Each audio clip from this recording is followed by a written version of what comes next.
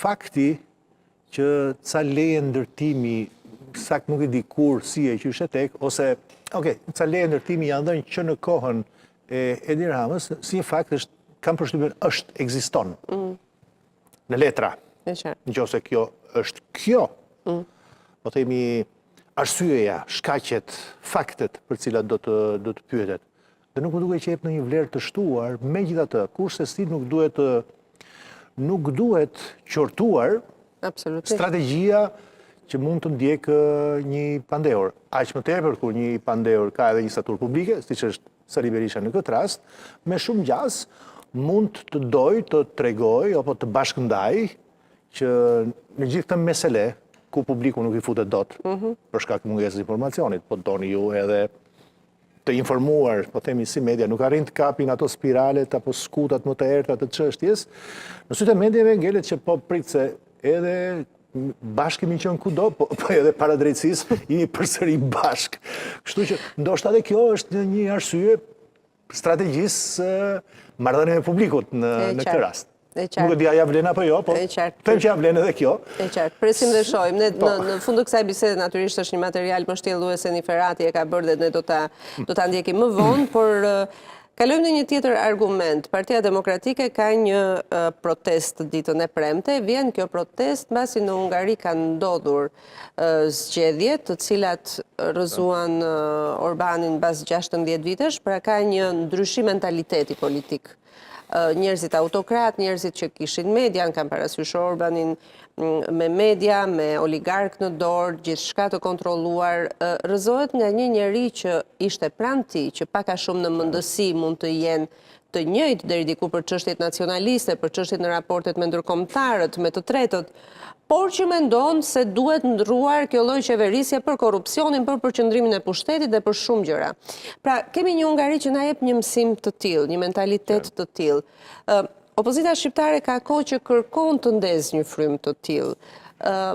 Kjo proteste të premtes, por duke parë dhe në perspektivë, mund të ketë një lloj paraleleje mes Hungarisë dhe Shqipërisë dhe mund të frymëzoj kjo opozita ashtu sikurse frymëzoi 45 vjeçari Peter Majar që fitoi në Hungari? Mjem dakord, Mirela. Kjo çështja e protestave nuk sjell asgjë të re. Unë të falenderoj sepse para çdo proteste kam qenë i ftuar prej teje në fakt, dhe pyetja ka qenë po e njëjta, dhe përgjigja ka qenë e njëjta. Për fat keq vazhdon të jetë e njëjtë. Gjë thotë, besoj që edhe kohë fizike nuk ja vlen të harxhosh për gjëra të cilat kanë treguar për shumë arsyes, po edhe për përsëritjen e tyre pa logjik, që nuk sjellin asnjë lloj impakti as publik, aq më pak edhe çështja e Hungarisë, me thënë drejtën, edhe mua më ka krijuar kështu një lloj kërshërie pozitive, me thënë të drejtën. Bie dakord me konstatimin tuaj që edhe modeli i Orban pak a shumë i njëjti model si edhe këtu në Shqipëri. Autokracit ngjajnë. Koha e gjatë në qeveri, ndryshimi rregullave zgjedhore, asfiksimi i mediave, korrupsioni, e me radhë. Po të kapësh edhe pastaj, po t'i futesh pak më thellë edhe me historinë e së shkuarës sonë, si vendet e Europës lindore, të asaj çfarë është përjetuar në komunizmin, qoftë Hungari, qoftë këtu. Pra, në mendjen tonë, gjithmonë ka një lloj, po themi një lloj paralelizmi. Në fakt ne duhet të jemi aq të ftohtë sa të kuptojmë që po ekzistojnë këto element të ngjashmërive, po duhet ketë ca gjëra që janë të ndryshme atje dhe këtu. Nuk po e them këtë sepse unë nuk jam nga ata që duhet të them që po shqiptarët nuk e bëjnë dot të njëjtën gjë që bëjnë hungarezët. Nuk besoj që jo, e bëjnë edhe shqiptarët. Por ka disa elemente unë duhet ndalen tek ato të cilat janë të ndryshme.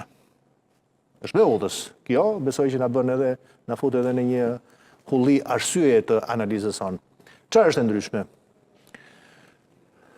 Kur ka dalë Peter Majar? 2024. Ka vetëm 2 vite. Dhe fitoria ishte fitore me diferencë thellë, pothuajse 15%. Absolutisht. 15% në një vend ku media, ku financimi, ku pushteti, mbi pushteti po doni ju, ishte në dorë të Orbanit, ishte pothuajse duke i pathyeshëm. Që do të thotë gjë e parë që më vjen në mendje është që një gjë e re është ajo e cila mund të rënoj, mund të rrëzoj si kala rëre edhe të vjetrën. Dhe po t'i kthehemi tash në Shqipërisë, ky është dallimi i parë.